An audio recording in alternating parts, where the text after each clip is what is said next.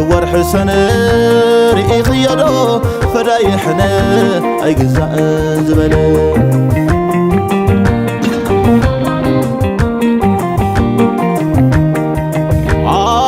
ورح سنة رئي خيالو فرايحنا أي قزاء زبالة انتي بابلكي أتورح السنة انتي بابلكي أتورح السنة انتي بابلكي أتورح السنة أتورح السنة أتورح السنة رئي خيالو فرايحنا أي قزاء زبالة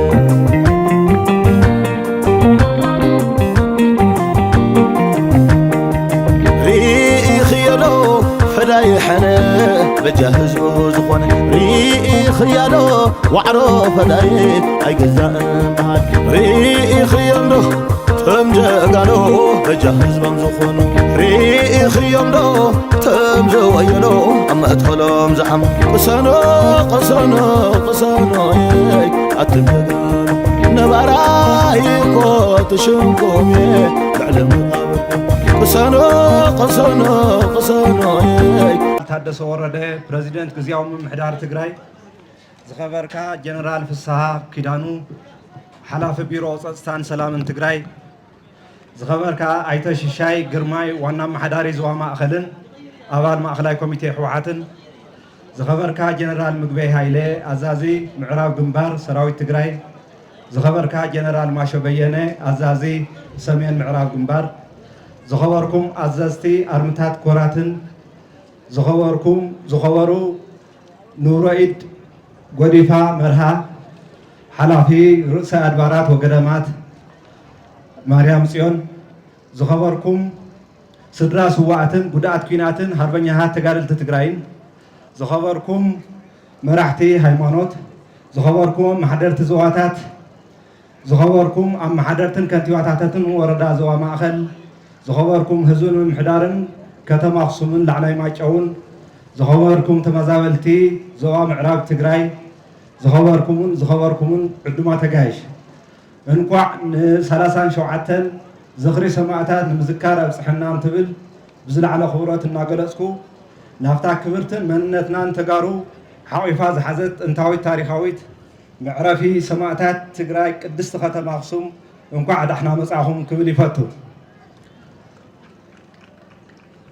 ከም ከተማ ምምሕዳርን ሰራዊት ትግራይን ላዕላይ ማይጨውን ኮይና ብሓባር ንዘዳለናዮ በዓል ሰማዕታት ፃውዒትና ኽይርኩም ናብ ከተማና ስለ ዝመጻኹም ደጊመ እንኳዕ ዳሕና መጻኹም ይብል ክቡራትን ክቡራንን ታሪክ ህዝቢ ትግራይ ታሪክ ቃልስን ተዓዋታይነትን እዩ ብኽቡር መስዋዕቲ ክብሩን መንነቱን ታሪኹ ዓቂቡ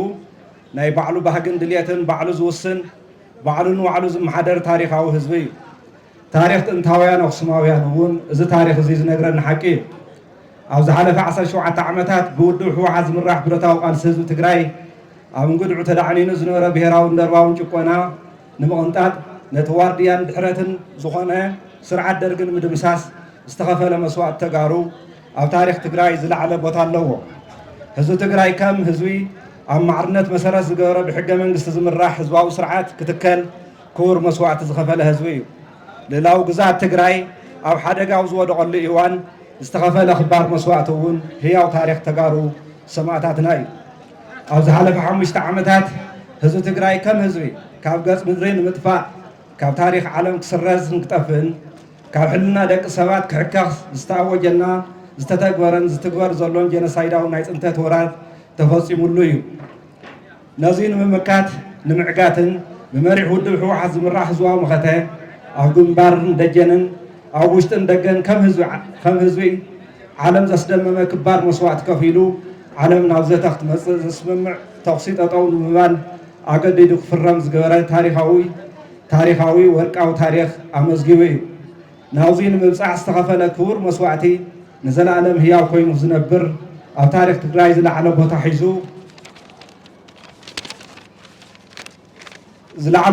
ዝስነድን ኣኺሉ እዩ ንዝኸፈልናዮ ክባር መስዋዕቲ ከም ህዝቢ ክንቅፅል ኣብ መጻኢና ባዕልናን ክንውስን ናይ ቅድሚት ቃልስና ጠናኺርና ክንቅፅል ዓቕሚ ዝኾነና ህያው ታሪክ ተፈፂሙ እዩ ትማሊ ብቃልስን መስዋዕትን ዝተረከብና እያ ትግራይ ለውን ብቃልስን መስዋዕትን ዓወትን ከም ህዝቢ ንምቕፃል ኣብ ቃልሲ ኢና ዘለና ሕዚ እውን ፈተና ኣሎ ግን ድማ እቲ ትማሊ ብቃልሲ ክንሰግሮ ኢና ሕድሪ ሰማዕታት ከንቱ ኣይተረፈን እኳ ዳኣስ ህያው ኮይኑ ክቕፅል ህላውናን ድሕነትናን ክነውሕስ ኣብ ምርብራብ ንርከብ ህዝቢ ኢና ዝኸበርኩም ኣመራርሓ ውድብናን ግዚያዊ ምሕዳርን ሰራዊት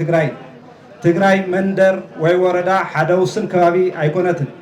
እንተናእሰታ ቅድሚ ኩናት ዝነበረት ትግራይ እያ ትግራይ ማለትና ድሕሪ ስምምዕ ፕሪቶርያ ልዕላዊ ግዝኣት ትግራይ ኣይተረጋገፀን ዝተመዛበለ ዝተሰደደን ህዝብና ናብ መረበቱ ኣይተመለሰን ረብሓናን መሰልናን ረብሓና ተመንጢሉ መሰልና ተረቢፁ እዩ ዘሎ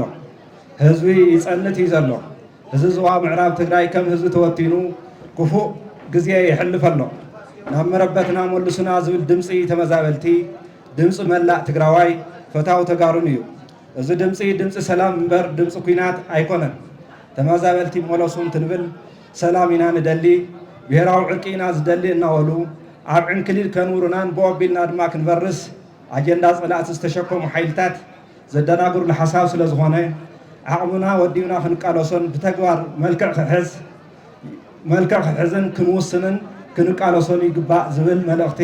ካብ ህዝብን ከባቢ ኣኽሱምን መልእኽቲ ክንሕልፍ ንደሊ ዝኸበርኩም ካብ መረበትኩም ዝተመዛበልኩም ኣብ ከተማና ትነብሩ ህዝቢ ዞባ ምዕራብ እትሕልፍዎ ዘለኹም ክፉእ ግዜ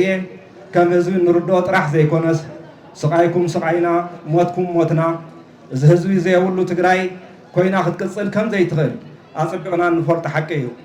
ናብ መረበትኩም ክትምለሱ እንትገብርዎ ቃልስን ትኸፍልዎ ዘለኹም ክቡር መስዋዕትን ተረዲእና ኩሉ ዓቕምና ወዲብና ከም እንቃለስ ከም ንድግፎን ህዝብን ምምሕዳርን ኣኽሱምን ከባቢኣን ኣብ ከባቢና ዘሎ ናይ ፀጥታ ሓይልናን ኣብ ጎንኹም ምዃኑ በዚ መዓልቲ ሰማዕታት እዚ ደጊምና ቃልና ከም ንሕድስ ክነረጋግፀልኩም ንፈቱ ብፈተና ንፍተን እምበር ብውድብ ሕወሓት እናተመራሕና ክንዕወት ምዃንና ኣሚንኩም ብጥሜት ብሕማም ብሞትን ከይረብረብኩም ቃልስኹም ኣጠናኺርኩም ክትቅፅሉ በዚ ኣጋጣሚ እዚ ክንገልፅ ንፈቱ ዝኸበርኩም ስድራ ስዋኣትን ጉዳት ኩናትን ሃርበኛታት ተጋድልቲ ትግራይ መስዋእቲ ሰማዕታት ደቅኹም ብፆትናን ኣሕዋትናን ምእንቲ ህላወ ትግራይን ተጋሩን ዝተኸፈለ ክቡር ህያው መስዋእቲ ምዃኑ ተገንዚብኩምን እንግንዘቦን ሓቂ እዩ መስዋእቲ ሰማዕታት ትግራይ ህዝባዊ ስርዓት ንምህናፅ በቲ ስርዓት ዝምራሕ ተጠቃምነት ንምርጋፅን ንምንጋስ ምዕሩይ ምሕደራን ዝተኸፈለ ክቡር መስዋእቲ ምዃኑ እንግንዘቦን እንርድኦን ሓቂ እዩ ድሕሪ ስምምዕ ፕሪቶርያ ተኽሲ ጠጠው ምባል ዝረኸብናዮ ተናፃሪ ሰላም ተጠቒምና ናይቲ ዋጋ ዝኸፈለ ስድራ ስውእን ጉድእ ኩናትን ፀገማት ብደረጃ ብደረጃ ንምፍታሕ ከም ውድብ ሕወሓት ኣንፈት ወፂሉ መንግስቲ ድማ ብመምርሒ ኣደጊፉ ንተግባራውነቱ መደብ ሒዙ ከም ዝወፈረ ዝፍለጥ እዩ እዚ መደብ ዛጊድ በብኸባቢኡ ከከም ዓቕሙ ናብ ተግባር ምሽራፍ ጀሚሩ ከም ዘሎ ምግንዛብ ይከኣል ኣብ ከተማና እውን ኣብ ስራሕ ዕድል ፈጠራ ኣብ መስርሒ መሸጥን ኣብ መስርሒ መንበሪ ኣባይትን ኣብ ሕክምናን ካልኦትን ውሱን ዝኾነ መደብ ተጀሚሩ ከም ዘሎ ትርድእዎ ኢኹም ኢልና ንኣምን ይኹን እምበር ፀገምና ብዙሕ እዩ ናይ ምፍታሕ ዓቕምና ድማ ውስን ብምዃኑ ብሓደ ግዜ ንኩሉ ዝዕግብ ስራሕ ከምዘይንሰርሕ ተረዲእና ቅደም ሰዓብ መደባትና ሰሪዕና ማሕበራውን ፀገማት ስድራ ስዋዓትን ደረጃ ብደረጃን እናተቃለስና እናቃለልናየን እናፈታሕናየን ከም ንኸይድ ዘኽእለና ኣንፈት ተኸቲልና ኣጠናኺርና ክንቅፅለሉ ምዃንና ክንሕብረልኩም ንፈቱ ነዚ ፀገም እዚ ንምፍታሕ ኣብ እንገብሮ ቃልሲ ኣብ ጎኒ ምምሕዳር ጠጠው ኢልኩም ከምቲ ልማድኩም ድጋፍኩም ክትገብሩና ብስም ሰማዕታት ንፅበ